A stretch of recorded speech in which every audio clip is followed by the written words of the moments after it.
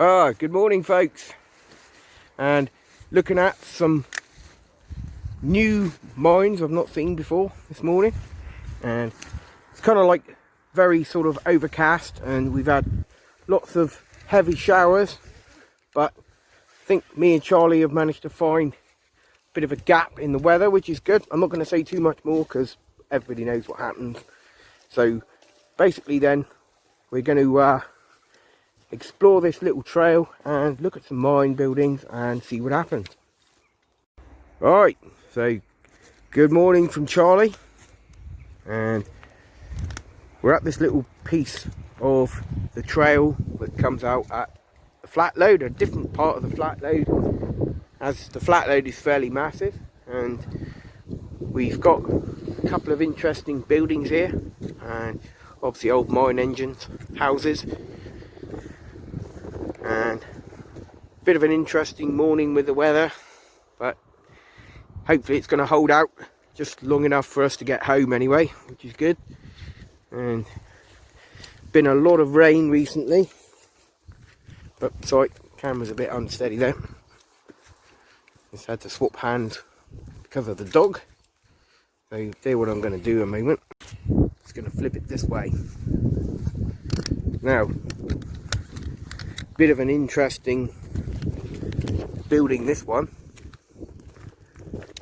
is you can see just about up there, pretty unusual in the sense that we've got what appears to be the remains of the cast iron pivot points for the beam engine. You can just about see it up there. Now that's uncommon to see, because most of the time stuff like that would have been ripped out obviously when the mine was closed.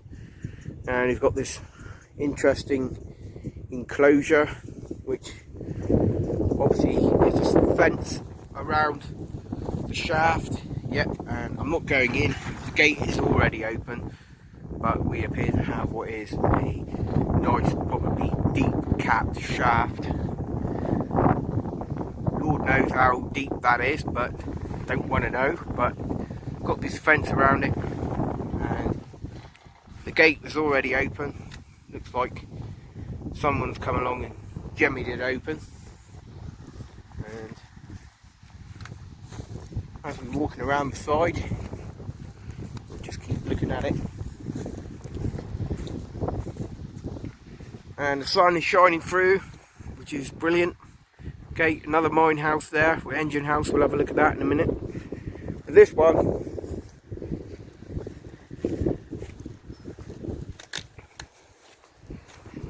having a look at it. Now this is Wheel Grenville. Okay, now the chimney apparently used to be a lot taller, and it was reduced in the event of a lightning strike, which is basically, I think that was done when the mine was still open. So it's a bit of a strange one, because obviously compared to a lot of other engine houses, the chimney is quite a lot shorter. But you can see there at the top there, we've got the row of bricks, which was obviously, rather than risk or probably spend the money building it back up to its former height, they just made it a bit shorter, as if it isn't tall enough already. Anyway, so, and coming up here now to this grilled off area. See if I can get my arm in there, get the camera in there. This is the base of the chimney, and got what looks like lots of ash and debris and stuff that's obviously fallen down the chimney. Get my hand back on it. So nice area surrounding as well. So we'll keep walking over to the next part of the shaft. So we can just see this one. Engine house was built in 1892, and it housed a 90-inch cylinder beam engine used to pump out the water from Fortescue's shaft, which I'm guessing is the shaft there right next to it. And of course, as it says here on the sign, 1897, the chimney was struck by lightning, which must have done some substantial damage, and it was shortened rather than rebuilt to its former length. So we're coming over here now to this other one, and nice grassy area around here. Sorry about the wind, as we are in good old Cornwall. So driven and ridden past this one lots of times, never had a chance to have a look at it before, so I thought today we will stop and investigate. So we can see now we're coming up to another engine house, and this one, I would say maybe not quite as large in terms of scale of the last one we just looked at, but obviously you've got some granite built supports here, which must have been for a beam engine or some other form of, I think possibly this one was actually a winding house. Just spin around a minute because of the dog. Come on. So looking at it now, and it's amazing how these buildings were built. They really are substantially built. I think you've got 2 feet thick, solid granite walls, which is always impressive. And I'm not sure if we can get in, but I'm just going to put my camera through. Have a quick look. Looks like there's some modern stuff in there. You can see the thickness of these walls. It's incredible. Solid granite. I'm sure there's another way in. Yeah. I think there is. Wow, impressive. Bits of iron as well. See, stone plinth. But yeah, impressive brickwork on these arches as well. It's amazing, guys. And yep, we've got grate at the bottom of the chimney, and obviously hole in the ground, which it must have been some channel, possibly for smoke duct or something else. But I think the rain is going to come, guys, so we'll keep walking around and see what else we can find. Brilliant. Right, so found this little footpath, and I think it's known as Pioneer Billy's footpath. No idea who Pioneer Billy was, but obviously maybe connected to local history. And lovely little mown footpath here, and you can see the bottom of the valley there, the 2 engine houses that we had a look at earlier. Get off the path, come on the path. And it's just stopped raining, which is great. Bit of a 5-minute shower, but walking down,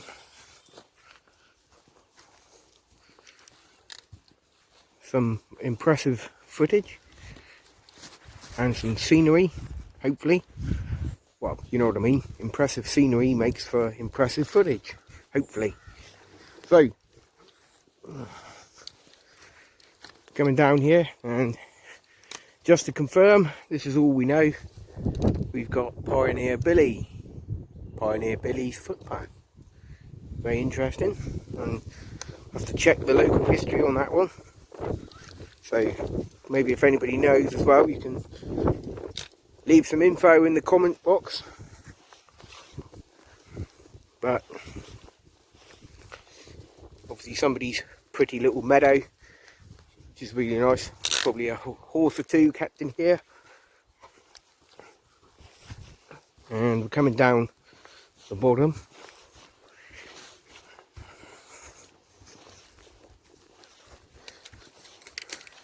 Charlie being nosy. Come on, mate. Come on. I guess dogs are nosy. That's their job.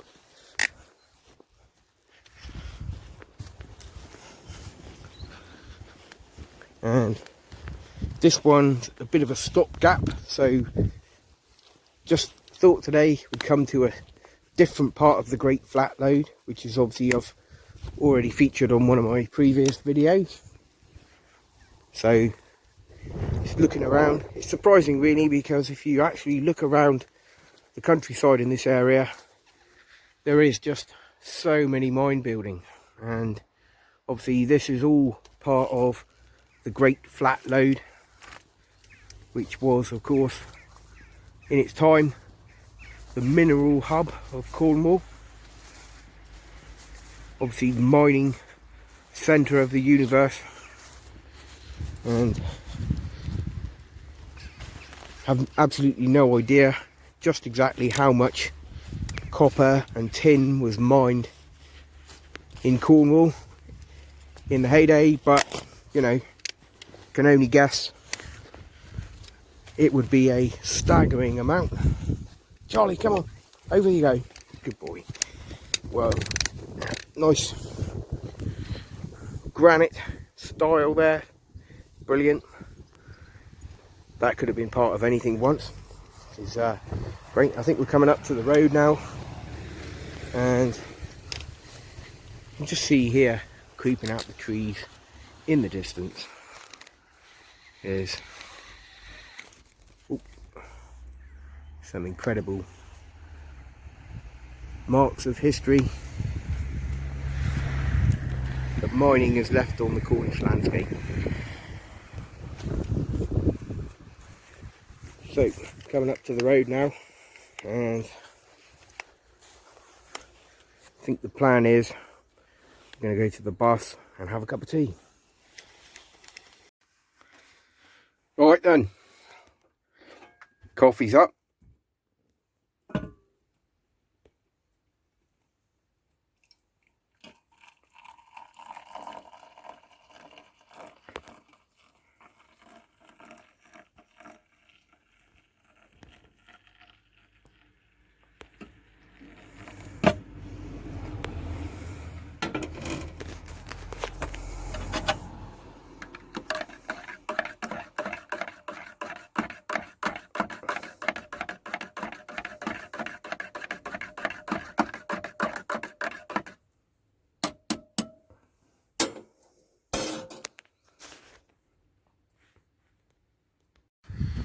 Well, back in the dryness of the bus now, and going to carry on in a minute and see if I can get to the location of the mine in the distance that we saw, the engine house, and see what happens. Okay then, so back to some more mine heritage, and we've got a sign here, Great Flat Lode, of course, such a massive area. And also we've stopped just outside of the King Edward Mine Museum. Right, just gonna let a car go by a minute.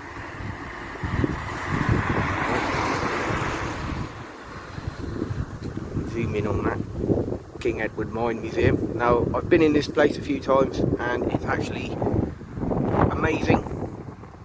One of the things that I'll always remember about this museum is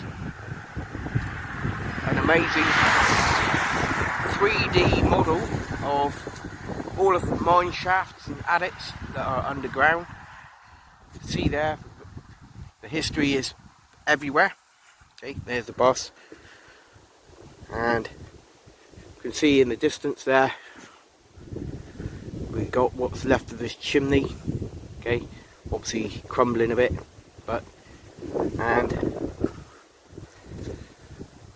the Flat Lode continues,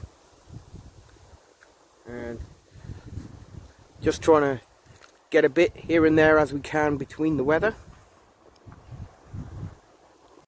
Right, so we've driven right the way round, And the engine house you could see in the distance on the last video is this one I've zoomed in now on.